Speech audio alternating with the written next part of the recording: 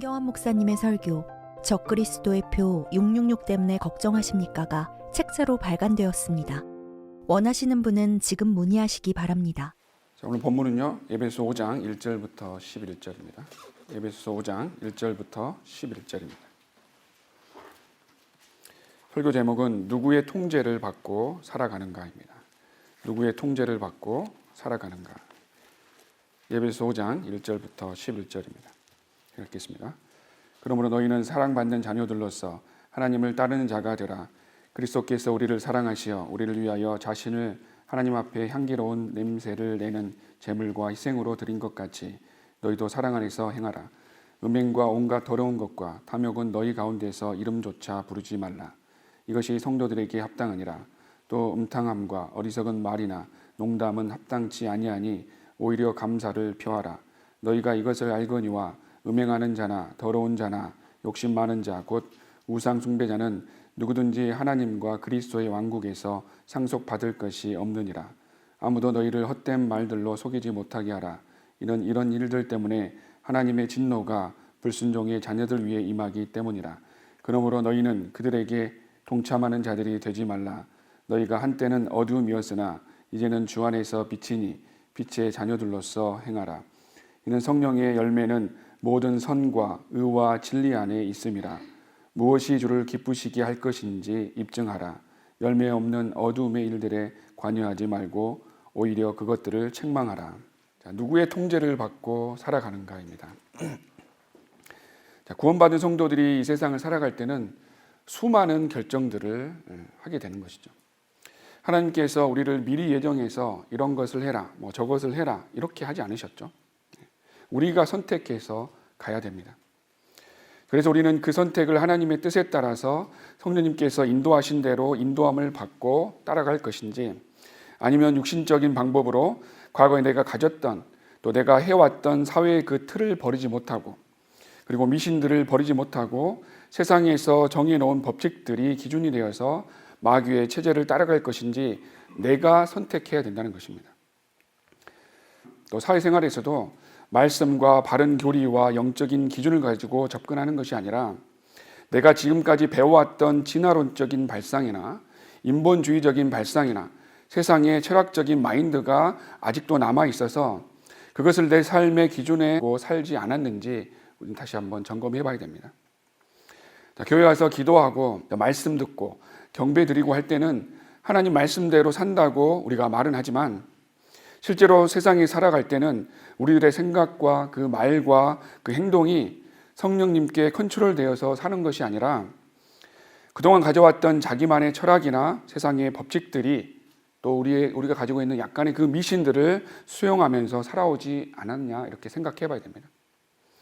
하나님의 말씀보다 꿈에 더 집중하고 꿈에 더 의미를 두고 미신적인 것들을 더 믿고 그것에 맞춰서 살고 있지 않았냐는 거죠. 자, 과거에도 지금도 사람들은요, 미신적이고 신비적인 것들을 추구하면서 살아가고 있는데요. 꿈이나 점괘나 세상이 정해놓은 미신적인 법칙 등은 마귀가 오랫동안 사용해온 미혹의 도구입니다. 자, 성경에서는 마법사나 무당, 점쟁이들, 꿈꾸는 자, 꿈을 해석하는 자들이 속임수를 가지고 미혹한다고 말씀하고 계십니다. 지금 한국의 대통령 선거를 하고 있는데 무속인들, 그죠? 역술가들 이렇게 나오고 있죠. 한국에 뿌리 깊게 이런 것들이 마귀적으로 잠식하고 있다는 것입니다. 당연히 이들이 하는 말이 어떤 거는 사실일 수도 있고요, 맞을 수도 있다는 것이죠. 분명히 그 배경에는 악한 영들이 있다는 사실을 우리 누구나 잘 알고 있습니다. 그래서 바이블 빌리버들은 하나님의 말씀에 이런 미신적인 것들과 또 꿈과 미신과 세상의 법칙이 전통이다, 그리고 문화다라고 생각하면서 무조건 따라가지 말아야 하고요. 이제는 말씀대로 믿고 성령님의 인도하심을 따라서 사는 삶이 영적인 복을 누리는 삶이라는 것을 명심해야 됩니다. 자, 미신에 대해서 많은 얘기들을 하는데요. 자, 미신은요, 과학적 관점에서 헛된 것으로 여겨지는 믿음이나 신앙이다. 마음이 무엇에 끌려서 잘못 믿는 것 또는 아무런 과학적 근거도 없는 것에 대한 맹신을 의미한다. 현재 이런 것은 미신 혹은 비과학적인 것으로 치부되고 있지만 과거에는 실제로 믿거나 종교로 발전하기도 하였다. 이렇게 정의하고 있습니다. 중요한 것은 우리가 어떤 경우이든 성령님의 인도하심으로 컨트롤이 되어야 되는데요. 이런 미신들에 아직도 우리의 마음이 통제되고 있다면 그건 굉장히 심각하다는 것이죠. 그래서 나는 뭐 점 같은 거 안 보는데요. 뭐 이렇게 얘기하는 사람도 있을 거예요. 그거 말고 더 있다는 것이에요. 그래서 우리가 그동안 미신으로 믿고 알아온 예를 한번 보면요. 한번 읽어드리겠습니다. 자, 유리창이 깨지면 불운이 온다. 까치 소리를 들으면 길조이고 까마귀 소리를 들으면 불길하다. 빨간색으로 이름을 쓰게 되면 죽게 된다. 다리를 심하게 떨게 되면 복이 떨어져 나간다. 소금을 뿌리게 되면 불길한 기운이 나간다. 밤중에 손톱을 깎게 되면 그것을 쥐가 먹고 사람이 된다. 밤중에 휘바람을 불게 되면 불길하다. 미역국 먹고 그 다음날 시험 보면 시험에서 떨어진다. 문의 문지방을 밟게 되면 복이 떨어져 달아난다. 밤중에 피리를 불게 되면 뱀이 나온다. 자고 있는 사람의 얼굴에 낙서를 하게 되면 그 사람은 죽게 된다. 꿈에 돼지가 나오면 돈이 생긴다. 한숨을 쉬면 복이 달아난다. 이사는 손 없는 날 해야 된다. 누가 내 욕을 하면 귀가 간지럽다. 29, 39, 49 등 나이의 9수는 안 좋다. 이보다 훨씬 더 많은 종류의 우리가 그동안 알고 있었던 미신들이 있다는 거죠. 어느 거는 또 믿고 우리가 살았을 거예요. 구원받기 전에 우리가 은연중에 믿어왔던 말들이죠. 다는 아니겠지만 여기서 몇 가지 믿고 있는 사람들도 있을 거예요. 이사는 손 없는 날 해야 된다. 이런 말들. 이런 것들이 지금은 문화가 되어버려서 그렇게 안 하면 예의 없는 사람으로 되어버린 경우가 있다는 것이죠. 물론 우리가 사람들 있는 데서 다리를 많이 떨게 되면 복이 안 좋으니까 떨지 말아라고 그렇게 얘기는 할 수 있지만 복이 달아나니까 떨지 말아라. 이런 말은 안 해야 된다는 것이죠. 구원받은 사람들이라는. 이런 부분을 오늘 우리 믿음과 결부시켜서 생각해 봐야 된다는 것입니다. 얼마나 우리는 잠식되어 있는가입니다. 그래서 오늘 본문의 1절 말씀은요. 너희는 사랑받는 자녀들로서 하나님을 따르는 자가 되라라고 하셨습니다. 은연중에 이런 미신들을 따라가지 말라는 것이죠. 4절에도 어리석은 말이나 또 6절에 아무나 너희를 헛된 말들로 속이지 못하게 하라라고 하셨습니다. 구원받은 사람들이 복을 받는 것이 다리를 떤다고 달아나는 것이 아니라 하나님의 뜻대로 사는 삶은 영적인 복을 주시고요.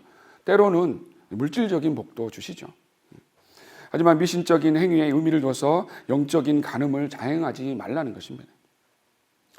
또 마귀가 만들어서 믿고 따라가게 해놓은 것이 또 무엇입니까? 일명 우리가 얘기하는 징크스라고 하는데요.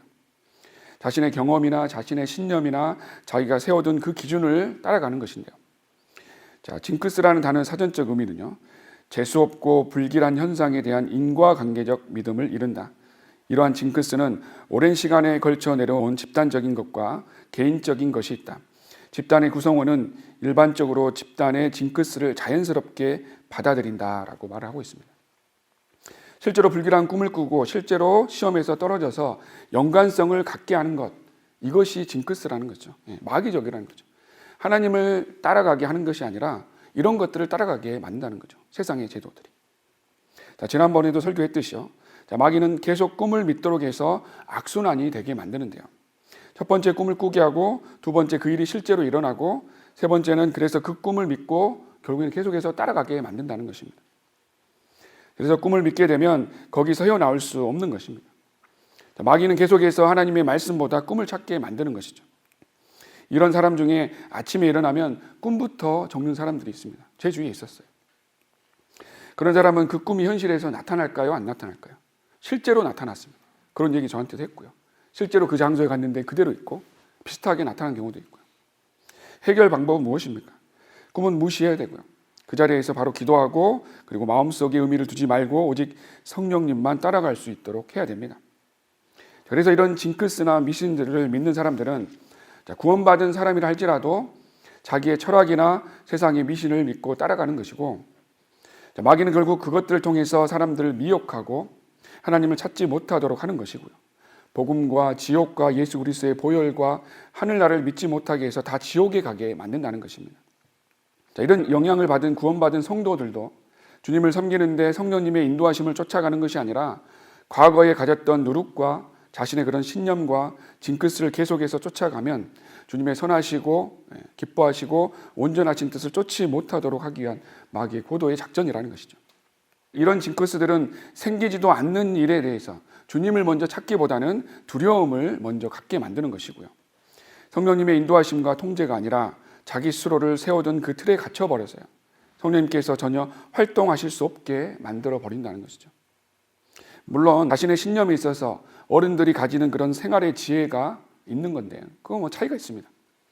예를 들면 어린 남자아이들이 모여서 있으면 항상 사고를 치죠. 그래서 그 자리에 가지 말든지 아니면 뭐 항상 조심하라든지 이런 얘기를 해줄 수 있어요. 이런 것들이 계속 이제 징크스가 되다 보면 아예 그런 곳에 가지 말라라고 이렇게 된다는 거죠. 꼭 가야 되는 그런 상황이면 기도하고 보내면 되는 것이죠. 그래서 우리는 징크스를 믿고 거기에 휘둘러서 살아서는 안 된다는 것입니다. 그래서 본문 8절에는요, 너희가 한때는 어두움이었으나 이제는 주 안에서 빛이니 빛의 자녀들로서 행하라 라고 하셨습니다. 그리고 11절에도 열매 없는 어두움의 일들에 관여하지 말고 오히려 그것들을 책망하라 라고 하셨습니다. 구원받기 전에 어둠의 자식으로 있었을 때 가졌던 그 틀을 벗어버리고요, 이제는 빛의 자녀들로서 행해야 됩니다. 그래서 우리는 하나님의 말씀은 따르지 않고 근거 없는 마귀의 속임수에 또 미신들의 쇠뇌되어서 살아가고 있지 않는지 돌아봐야 됩니다. 사춘기를 겪는 아이들도 마찬가지입니다. 어른들도 사춘기라는 그런 시절을 다 겪어봤습니다. 요즘 세상에서 만들어놓은 사춘기라는 그 틀은요, 이렇습니다. 사춘기 증상에는 우울증이 있고 자신감이 없어지고 늘 부정적이 되기 때문에 부모의 충고나 훈육은 오히려 아이들에게 부정적인 영향을 주고 증상이 심해진다라고 성경에서 말씀하시는 그런 훈육과 반대로 그렇게 가르치는 이론들이 나온다는 것이죠. 물론 뭐 다 틀린 말은 아니겠지만 세상에서 정해놓은 그 틀에 구원받은 우리 아이들이 이 법칙에 동조하면서 부모에게 반항하고 부모와 대화를 거절하고 또 친구들이나 인터넷 게임만 빠져서 나는 지금 사춘기이기 때문에 이해해달라고 하는 그런 식의 행동이나 사고방식은 잘못되었다는 것입니다. 부모들도 마찬가지입니다.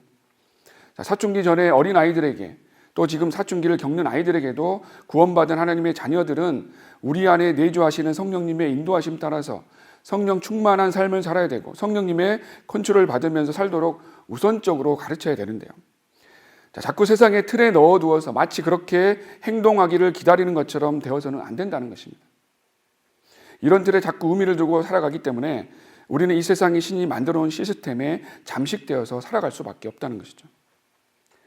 우리는 이런 것을 하나님의 말씀과 성령님의 인도하심과 그리고 우리의 기도로 그 틀을 깨야 되는 것입니다. 사춘기가 되면서 머리가 커지고 몸이 변해가면서 새로운 인격이 형성된다고 해서 비성경적으로 부모에게 반항하고 부모에게 대들고 탈선을 당연시한다는 것은 영적으로 하나님과의 관계가 문제가 있는 것이지 사춘기가 문제가 아니라는 거죠. 즉 사춘기라는 그 시기가 문제가 아니라 사람의 생각이 문제라는 것입니다. 다시 말해서 이런 세상의 제도의 틀에 우리 아이들을 던져 넣어두어서 그 행동을 합리화시켜주는 것이 아니라 성령님의 컨트롤을 받도록 개인과 가정이 함께 노력해 나가야 된다는 것입니다. 이것이 중요하다는 것이죠. 이런 자녀 교육이 한순간에 이루어지는 것이 아니겠죠. 그리고 어려서부터 성경적인 양육을 받은 자녀라면요, 건전한 가치관을 만드는 이 중요한 시기에 마귀적인 방법으로 부모의 통제에서 벗어나게 만들어버린 세상의 틀과 상관없이 성경적으로 생각하고 또 성경적으로 가치관이 형성되어서 성경적인 아이들로 성장할 수 있을 것입니다. 또 우리가 일상에서 가지고 있는 세상의 틀 중에서요, 또 40대나 50대에 나타나는 갱년기 증상이 있습니다. 갱년기로 인해서 여성들은 신체적으로나 정신적으로 힘든 시기를 보낸다고 합니다. 물론 남자도 갱년기가 있다고 그래요. 사회적으로나 가정에서 외로움과 고립감 때문에 우울증도 있고 불면증도 있다고 하고요. 이런 어려운 시기 때에 아이들이나 남편이 잘 감지하지 못해서 가족들의 관심이 없이 지나가게 되는 것을 우려한다는 그런 이론들이 있다는 것이죠. 신체적으로 문제가 있는 그것 자체가 문제가 아니죠. 몸이 변하고 그에 따른 컨디션이나 몸 상태가 안 좋아지는 경우가 있지만 이런 문제를 믿음으로 또 영적인 부분으로 해결하려고 하기보다는 자신의 영적인 문제를 이런 제도적 장치를 통해서 합리화하려고 하기 때문에 그것이 문제라는 것이죠. 우리 성도분 중에서는 갱년기 때문에 어려워하는 분들은 없는 것 같아요. 못 본 것 같아요. 이런 영적인 상태가 문제가 있어서 기도 생활도 없고 말씀도 읽지 않고 성경도 공부하지 않고 하나님과의 교제가 없는 것을 갱년기 탓을 해서는 안 된다는 것입니다. 우리가 설교를 듣고 결단하고 변화되려고 다짐하는 것들이 우리 주님께서 나를 위해서 피 흘려 죽으시고 나를 구원해 주신 것에 있어서 우리는 감사하고 기쁨이 있는 크리스찬의 삶을 살아야 되고 성령 충만한 삶을 살아야 하는데, 그런 설교는 단지 설교 자체로만 끝나게 되고요. 나의 삶에 적용시키지 못해서 세상으로 다시 돌아가서는 자신이 영적으로 문제가 있다는 것은 알지 못하고요. 갱년기라서 그래라는 그런 말들로 육신적인 삶을 합리화해서는 안 된다는 것입니다. 과연 하나님의 인도하심에 따른 초대교회 성도들은 갱년기 때문에 문제가 있다고 우울하게 다녔을까요? 우리는 육신으로 충만한 삶이 아니라 성령님께서 인도하시는 성령 충만한 삶을 살아야 된다는 것입니다. 갱년기로 인해서 얼굴이 붉어지고 수면도 방해가 있고 심지어 기억력까지 문제가 생기는 문제라면 그 자체를 놓고 주님께 문제를 간구하고 자연스럽게 해결할 수 있는 방법을 찾아야 되는데요. 이것을 세상에서 정해놓은 그 틀 안에서만 놓고 그 문제를 해결하고 바라보고, 그렇기 때문에 안 된다는 것이죠. 그런 그리스도인이 되어서는 안 된다는 것입니다. 즉 세상의 법칙에 끌려다니는 것이 아니라 성령님의 인도하심에 끌려다니고 성령님을 쫓아가는 삶을 살아야 된다는 것입니다. 그렇다고 의학적인 조치를 받지 말라는 것이 아닙니다. 의료적인 치료를 받을 필요가 있다면 당연히 받아야 되는 것이죠. 다만 세상적인 방식과 세상에서 정해놓은 틀 속에서 그들이 정해놓은 답만 바라보고 따라가는 것이 아니라 구원받은 성도들이 성령님께 활동하시도록 우리는 주님만 바라보고 따라가야 된다는 것입니다. 그래서 당연히 운동을 하거나 식이요법으로 치유하거나 병원에서 치료를 받는 일을 소홀히 해서는 안 되는 것이죠. 더욱더 중요한 것은 주님과의 관계 속에서 내 안에 계시는 주님과 나와의 관계는 어떤 상태인지, 나는 주님께서 인도해 주신 대로 잘 따라가고 있는지, 이런 마음가짐이 더욱 중요하다는 것이죠. 그래서 신체적인 변화로 인해서 힘든 일들을 믿음으로 이겨내고 기도로 그리고 성령님의 인도하심으로 이겨내고 그리고 운동이나 치료도요, 최선을 다해서 꾸준히 또 가정에서 또 남편과 자녀의 관계 속에서도 또 그리고 영적으로 하나님과 관계 속에서도 세상의 틀에 갇히지 않고 성령 충만한 생활과 그 믿음으로 극복해 나가야 된다는 것인데요. 이 세상이 마지막 때이기 때문에 이런 미신적인 것들로 마귀들은 우리를 미혹하게 되고요. 믿음이 없는 사람들은 그것을 따라가게 되는 것입니다. 그래서 우리 주님께서는 인자가 올 때 세상에서 믿음을 찾아볼 수 있겠느냐라고 말씀하셨고요. 바울 역시 성경적 믿음이 없는 것에 대해서 계속해서 책망하고 있습니다. 믿음에서 떠나 미혹하는 영들과 마귀들의 교리를 따르고 믿음을 부인하고 처음 믿음을 버리고 믿음에서 떠나 방황하고 믿음에서 떠난 자들을 향해 책망하고 있었습니다.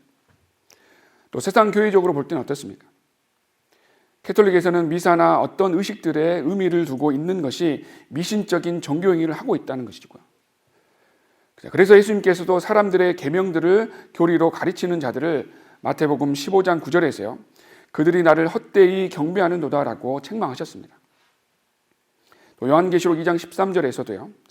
신비적인 바빌론 종교가 나타난 퍼가모 교회를 향해서 그곳은 사탄의 자리가 있는 곳이라고 말씀하셨습니다. 그래서 퍼가모는 미신적인 종교들과 세상과 연합하는 특성의 숱한 결혼의 그 뜻을 가지고 있죠.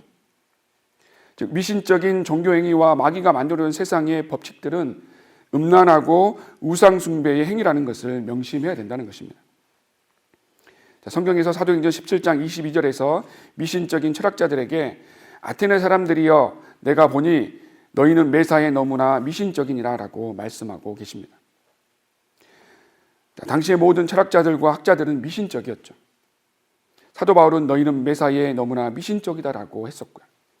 예수님이 하나님이심을 믿지 않는 이 철학자들에서 미신적인 세상의 법칙들이 만들어져서 퍼졌다는 것을 우리는 알 수 있습니다.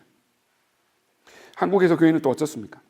새벽 제단이라고 해서 과거 우리가 했던 정화수를 떠놓고 현지 신명에게 소원을 비는 그런 행위를 말만 바꿔서 새벽 제단, 새벽 기도회 이렇게 바꿔서 교회로 가지고 들어왔죠. 이런 것이 미신적 관행을 교회에서 그 의미를 부여하고 그대로 하고 있다는 것입니다. 새벽에 개인적으로 주님께 기도로 시작하는 것이 무엇이 문제이겠습니까? 과거의 미신적 행위를 버리지 못하고 우상들에게 했던 행위들을 이름만 바꿔서 하나님께 하는 그 행위가 얼마나 가증스럽냐는 것이죠.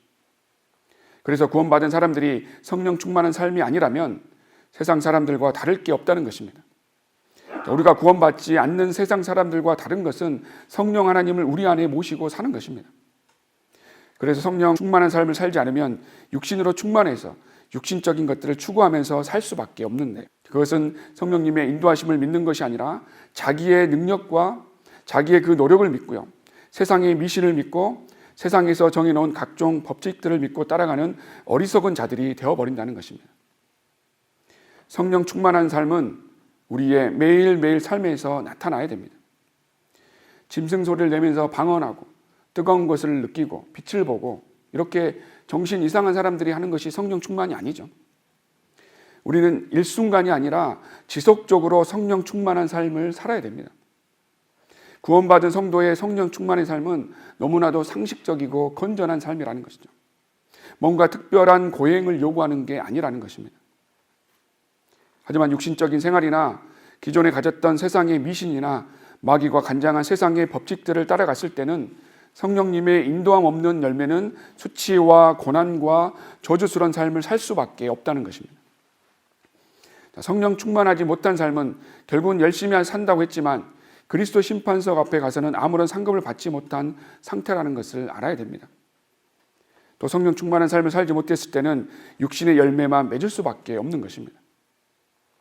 또 성령 충만한 삶을 살지 못했을 때는 우리가 열심히 했다고 생각하지만 우리의 육신으로 행했던 모든 일이 허무하게 다 태워져 버릴 수 있다는 것입니다. 구원받고 주님을 잘 섬겼다고 자신은 생각하고 있는데 남는 게 없다고 생각해 보십시오. 결국은 수치와 손해만 남는 것입니다. 그래서 구원받은 성도는 성령 충만한 생활을 하는 것이 각자가 스스로가 해야 된다는 것을 알아야 됩니다. 누군가가 하나님께서 등 떠밀어서 해줄 수 없다는 것입니다. 구해야 되는 것이죠. 그래서 술 취하지 말라. 그것은 방탕한 것이니 오직 성령으로 충만하라라고 에베소서 5장 18절 말씀처럼 우리는 성령으로 충만해서 성령님을 늘 쫓아가야 됩니다. 우리가 성령으로 통제받지 않으면 우리는 육신의 컨트롤 당하면서 살아갈 수밖에 없는데요. 구원받은 아이들이나 구원받은 남편이나 구원받은 아내나 구원받은 부모 모두가 성령에 통제되지 않는다라면 다 육신적으로 살아갈 수밖에 없는 것입니다. 누가 나를 주관하느냐에 따라서 다르다는 것이죠. 대부분 구원받고 나서도 여전히 내가 나를 주관하려고 한다고 하면 어떻습니까? 다들 공감하실 겁니다. 모든 것을 내 생각과 내 계획대로 하려고 한다는 것입니다. 우리 스스로는요. 이런 사람은 성령님을 의지하지 않고 성령 위에서 컨트롤되지 않는 삶을 살고 있다는 것이죠. 결과는 육신의 열매만 남아있을 뿐이지 아무것도 남지 않는다는 것입니다. 우리는 우리 안에 내주에 계시는 주님을 의지하는 삶을 살아야 됩니다. 이제는 나의 주인이신 주님께서 원하시는 대로 살아야지 내가 주인이 되어서는 안 된다는 것이죠. 내가 주인이 되어서 미신적으로 생각하고 세상에서 짜놓은 틀에 미리 걱정해서 내 육신과 세상에 통제받는 생활을 해서는 안 된다는 것입니다. 구원받은 성도라면 이제는 우리 주님께서 주인이신데 나는 과연 우리 주님을 내 몸의 주인으로 모시고 살았냐는 것입니다. 여전히 미신적으로 살고 있지 않는지 점검해 봐야 됩니다.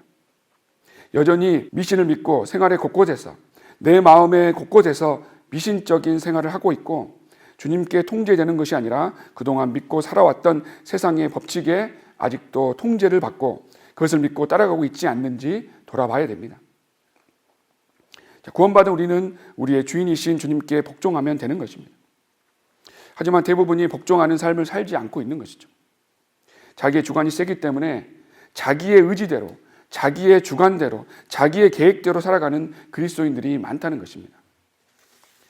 나는 과연 나의 주인이신 주님께 컨트롤되어서 살고 있는지 아니면 내가 나를 컨트롤하면서 살고 있는지 생각해 봐야 됩니다. 아침에 일어나서 가장 먼저 하는 일이 무엇이었는지, 주님께 기도하며 주님의 인도하심을 구하고 시작했는지, 또 내가 눈을 뜨고 세상 사람들과 어울려서 살아가는 바쁜 직장 생활이나 가정 생활이나 사회 생활에서도 내가 나의 주인이 되어서 살아가고 있었는지, 나의 주인이신 주님의 컨트롤은 한 번도 받지 않고 오늘 하루도 살았는지 점검해 봐야 됩니다. 그래서 우리는 육신을 의지하면 안 되는 것이죠.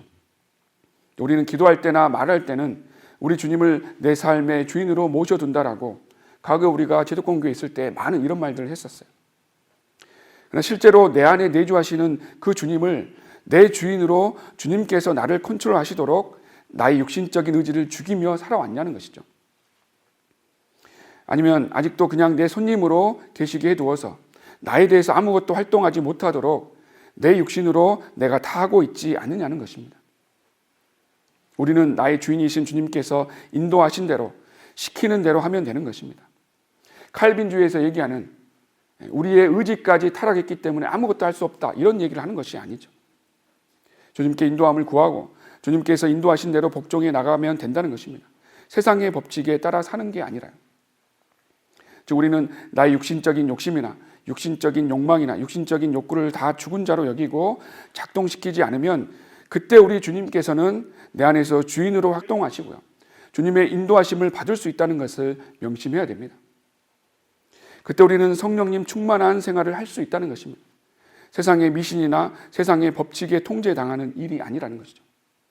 그래서 나의 무능력함을 인정하고요, 나의 육신적인 욕심들을 포기할 때 주님께서는 일을 하신다는 것이죠.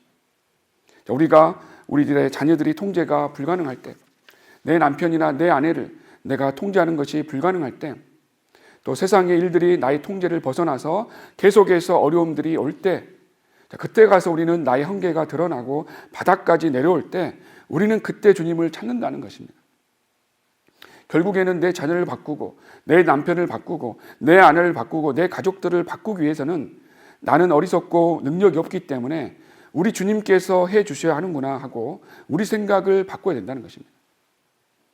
그래 우리 주님께서 지혜를 주시고요, 우리의 환경을 바꿔주시고 성령님의 도우심으로 선한 열매를 맺을 수 있게 하신다는 것이죠. 그렇지 않다면 우리는 모든 것이 나의 육신적인 생각으로만 하고 있다는 것을 알아야 됩니다. 심판석에서 모든 것이 공개될 때 주님께 컨트롤돼서 선한 열매들만 맺었는지, 아니면 육신적인 열매만 가지고 주님 앞에서 하나도 내세울 것이 없이 다 타버리지 않았는지, 그런 자리가 되지 않을까 진지하게 고민해 봐야 됩니다. 그래서 우리는 주님께서 어려움도 주시고 시련도 주시고 내가 나의 육신적인 모습을 깨뜨리기 위해서 힘든 상황도 주신다는 것을 알아야 됩니다.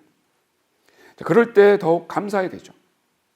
내가 겸손하지 않고 나의 무능함을 인정하지 않고 계속 나가려고 할 때 우리 주님께서는 사랑하는 자녀를 징계하신다는 것을 감사해야 됩니다. 고린도서 12장 7절부터 10절을 보시면요, 12장 7절부터 10절을 보시면 7절, 지극히 위대한 계시들의 풍성함으로 인하여 내가 자고하지 않도록 육체 한 가시, 즉 사탄의 사자를 내게 주셨으니 그가 나를 쳐서 자고하지 못하게 하려 함이라. 이를 위하여 3번이나 그것을 내게서 제거해 달라고 주께 간구하였는데 주께서 내게 말씀하시기를 내 은혜가 내게 충분하도다. 이는 내 능력이 약한 데서 온전하게 됨이라고 하셨느니라. 그러므로 내가 오히려 매우 기쁘게 나의 약한 것들을 자랑하리니 이는 그리스도의 능력이 내게 거하게 하려 함이라. 그러므로 내가 그리스도를 위하여 약한 것들과 모욕과 궁핍과 박해와 공경을 기뻐하노니 이는 내가 약할 때 곧 내가 강하기 때문이라. 사도 바울은 내가 약할 때 곧 강하기 때문이다라고, 약한 것들을 자랑한다라고 했다는 것입니다. 그래서 육체의 가시를 벗기 위해서 3번이나 간구했지만 응답이 없을 때 이런 고백을 했다는 것이죠. 자기 스스로 높아지지 못하도록 주님께서 주시는 어려움이구나. 내가 그리스도를 위해서 당하는 모욕과 궁핍과 박해와 공경을 기뻐해야 되는 것이구나. 자, 그것은 바로 내가 약할 때에 우리 주님께서 역사하시고 나를 컨트롤하시고 주님께서 영광 받으셔서 선한 열매를 가져올 수 있기 때문이라는 것을 사도 바울은 알고 고백했습니다. 자, 그렇지 않았다면 사도 바울과 같은 이런 열매를 주님께서 가져오게 하지 못했다는 것입니다. 자, 우리는 모두가 완악하기 때문에 내가 어려움에 직면했을 때, 내가 죽을 것 같이 힘들 때, 그때 모든 것을 내려놓고 그때 주님을 찾는 어리석은 자들이 되어서는 안 된다는 것이죠. 현명한 사람이라면 그렇게 되기 전에 우리 주님을 주인으로 모시고 내 육신적인 정욕은 십자가에 못 박아두고 살아야 된다는 것입니다. 그래서 어떤 사람은 자신의 육신이 충만해서, 어떤 사람은 악령이 충만해서, 또 어떤 사람은 성령님께서 충만하시고 성령님의 컨트롤에 의해서 일을 하면서 그 열매에 따라서 그 결과가 다 타버릴 것인지, 귀한 열매로 사도 바울과 같은 2000년의 그 믿음의 역사 속에서 귀한 열매를 맺을 것인지 우리는 빨리 캐치해야 됩니다. 그래서 성령님의 컨트롤을 받는 사람은요, 사도행전 4장에서 담대함을 가질 수 있고요. 육신과 세상의 컨트롤이 아니라 성령님의 컨트롤을 받는 사람은 성령의 열매를 맺을 수 있고 구령의 열매를 맺는다는 것을 알 수 있습니다. 또 오늘 본문에 이어서 에베소서 5장 18절부터 21절에서는요. 에베소서 5장 18절부터 21절은 술 취하지 말라. 그것은 방탕한 것이니 오직 성령으로 충만하라. 시와 찬송과 영적인 노래들로 너희에게 말하고 너희 마음으로 주께 노래하며 곡조를 만들고 항상 모든 일에 우리 주 예수 그리스도의 이름으로 하나님 곧 아버지께 감사를 드리며 하나님을 두려워함으로 서로 복종하라. 성령 충만한 열매는요, 19절 말씀처럼 주님께 찬양과 경배를 드린다는 것도, 영을 즐겁게 하는 열매를 맺는다는 것도 아셔야 됩니다. 성령님의 인도하심을 받는 사람들은 항상 모든 일에 주님의 이름으로 아버지께 감사를 드리는 삶을 산다는 것입니다. 그리고 성령의 통제받는 사람은 상대방의 의견을 수용하는 것이고요. 육신으로 충만한 사람은 자기 주장만 한다는 것입니다. 자기만 옳다고 하는 사람을 본다면 육신으로 충만한 사람이라는 것을 알아야 됩니다. 우리가 살아가는 매일에 내 생각과 나의 마음이 악령에 컨트롤되고 있는지, 또는 세상의 법칙과 또 미신에 컨트롤되지 않고 오직 성령님께 컨트롤되어서 열매를 맺는지 체크해 봐야 됩니다. 또 육신의 열매를 내는 사람들도 하나님께서 강압적으로 선택하게 하신 게 아니죠. 자기가 세상을 선택해서 살아가기 때문에 하나님께서는 그런 자녀들에게 영적인 복을 주실 수 없는 것입니다. 그래서 하나님께서는 사랑하는 자녀들을 바른 길로 돌아올 수 있도록 개인적으로 또 어려운 환경과 고난과 질병 이런 것들을 통해서 성령님의 인도하심을 따라 살아갈 수 있도록 인도하시고요. 거기서 실족하지 않고 주님께 더 밀착한다면 이런 고난이 오히려 영적인 복을 받는 그런 기회가 된다는 것입니다. 그조차도 하나님께서는 기회를 주셨는데 그런 기회를 감지하지 못하고 그 고난을 이겨나가지 못하는 것도 육신적인 기준을 가지고 살기 때문에 그런 영적인 일들에 민감하지 못하고 감지하지 못한다는 것입니다. 그래서 이제는 구원받은 성도는 아침 시작부터 밤에 잠자리에 들기까지 매일매일 큰 일이 있을 때뿐만 아니라 모든 일에 있어서요, 또 작은 일에 있어서도요, 성령님의 그 통제를 받고 육신적인 기준을 버리고 하나님의 뜻에 따라서 선택하고 결정해서 나가야 되는 것입니다. 또 우리가 세상에 살면서 어떤 일을 결정할 때도요, 미신이나 세상의 법칙에 따라 사는 것이 아니라 하나님의 뜻에 따라 살아가야 됩니다. 하나님의 뜻에 따라 결정하는 쉬운 일들도 있습니다. 믿지 않는 자와 결혼하지 않는 것, 이거는 성경적이지 않기 때문에 그렇게 하지 않는 것이에요. 구분하기 쉽습니다. 또 아이들이 대학에 가는 것도요, 사역에 동참하고 헌신할 수 있는 그런 지역교회가 있는 곳에 진학하는 것이 우리 영적인 부분에 손해보지 않기 위해서는 영적인 것이고 성경적이라는 것이죠. 그런 것들은 쉽게 결정할 수 있어요. 직장을 잡을 때도 마찬가지입니다. 성경적인 직장이 있을 것이고요, 성경적이지 않는 직장이 또 있을 것이에요. 물론 땀을 흘려서 일을 하는 것은 성경적입니다. 하지만 지금은 동성애의 직장을 갖는 그런 것을 지원하는 직장도 있고요, 술을 파는 직장이나 연예인들이 되는 이런 것들은 가져서는 안 되는 것이죠. 그런 것들은 쉽게 결정할 수 있습니다. 좀 더 구체적으로 직장을 잡기 위해서 수입이 많은 것을 고려할 것인지, 아니면 수입은 좀 적더라도 교회 사역을 위해서 얼마나 효과적인 직장인지 이런 것들을 놓고 기도할 때 세상적인 기준이 아니라 최대한 성경적인 기준으로 주님을 위해서 살겠다고 결정했을 때는 바로 그 직장이 하나님의 뜻에서 온전한 직장이 아니더라도 우리 주님께서는 그 순수한 마음을 보시고 하나님의 뜻에 합당한 직장으로 다시 옮겨주실 수도 있고요. 그런 영적인 것들, 이런 것들이 필요하다는 것입니다. 그런 하나님을 따르는 그런 순수한 동기가 필요하다는 것이죠. 또 이사를 하거나 결혼 날짜를 잡거나 하는 일들 통해서요, 미신적이거나 주술적인 생각이 우리 안에서 작동하지 않도록 해야 된다는 것입니다. 그래서 문제는 이런 일상에서나 또 큰 일을 선택할 때에 주님의 인도하심이 아니라 또 육신적인 것에 또 세상의 법칙에 내 마음이 작동해서 결정했는지 우리는 계속해서 점검해 봐야 됩니다. 또 한국 목사들은 어떻습니까? 자, 무당이 하는 것처럼요, 이사 이쪽으로 가라, 직장은 이것을 잡아라, 이 사람과 결혼하라라고 그런 미신적이고 비성경적인 행태를 벗어나야 되는 것이죠. 그 위대한 사역을 했던 사도 바울도요, 사도행전 20장에 예루살렘으로 갔는데 자기에게 무슨 일이 일어날지도 알 수 없다고 했습니다.